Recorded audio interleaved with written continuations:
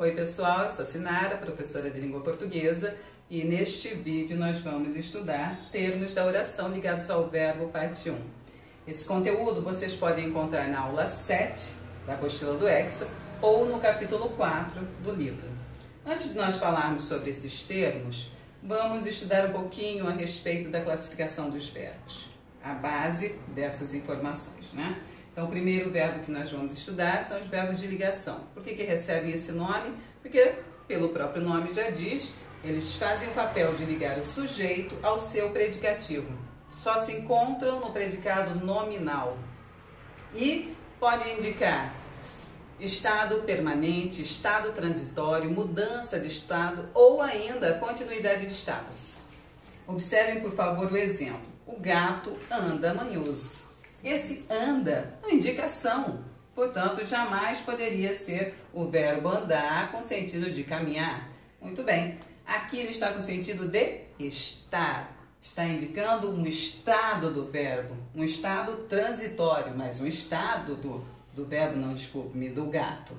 Então, gente, por isso, nesta frase, neste exemplo, o verbo andar é classificado como um verbo de ligação. Há outros verbos de ligação, como ser, estar, parecer, permanecer, continuar, ficar, tornar-se, andar, entre outros. Verbos significativos. Primeiro verbo significativo que nós vamos estudar é o intransitivo. O que é um verbo intransitivo? É aquele que não pede complemento, ele é considerado como um verbo completo. Exemplo, o bebê nasceu. Ponto. Não há necessidade de dar continuidade a partir do verbo nascer. Por quê? Porque a frase foi compreendida. A mesma coisa vai acontecer com tais razões não procedem e os alunos vão à escola. Aí vocês podem me perguntar, o verbo ir tem uma continuidade aí, a escola. Se não colocar, dá a impressão que está faltando alguma informação. Pois bem, só que a escola jamais poderia ser um complemento verbal. Por quê? Porque esse termo indica lugar, é uma circunstância de lugar. Por esse motivo, a função exercida por esse termo é de adjunto adverbial. Verbo transitivo. Agora sim, nós vamos estudar os verbos que pedem o complemento.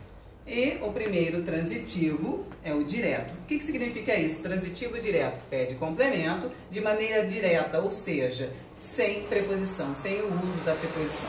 Muito bem, os profissionais da saúde assistem quem? Os pacientes. Os pacientes, então, é o complemento do verbo assistir que pede um complemento sem preposição. Esse complemento, os pacientes, recebe o nome de objeto direto. Por quê? Porque o verbo é transitivo direto. Ou seja, tem que ter uma associação entre o verbo, aquilo que o verbo pede, e aquilo que está complementando o verbo. Verbo transitivo indireto é aquele verbo que vai pedir complemento e indiretamente por conta da presença da preposição. Os livros pertencem à biblioteca. Os livros pertencem a quê? À biblioteca. Então, na própria pergunta que foi feita ao verbo, já apareceu a preposição. Essa mesma preposição deverá ser utilizada no complemento, iniciando o complemento. Por isso, o a é a preposição e a biblioteca compõe o objeto indireto. Então, objeto indireto é um termo ligado ao verbo, complemento verbal, iniciado por uma preposição, como foi o objeto direto, que já mencionado anteriormente, também um complemento verbal, só que, por ser direto, sem preposição.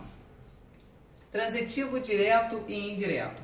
É aquele verbo que vai precisar de dois complementos. O complemento que nós já estudamos, o objeto direto, e o outro complemento estudado agora, objeto indireto. O professor deu o quê? Satisfações. Satisfações está sem preposição, portanto, ele é um objeto direto desse verbo, do verbo dar. E quem dá alguma coisa, satisfações, a alguém, ao diretor. Ao diretor, por ter início por ser iniciado por uma preposição, é o objeto indireto dessa oração. Pessoal, não se esqueçam de fazer as atividades relacionadas a este conteúdo e qualquer dúvida estou à disposição neste telefone. Obrigada!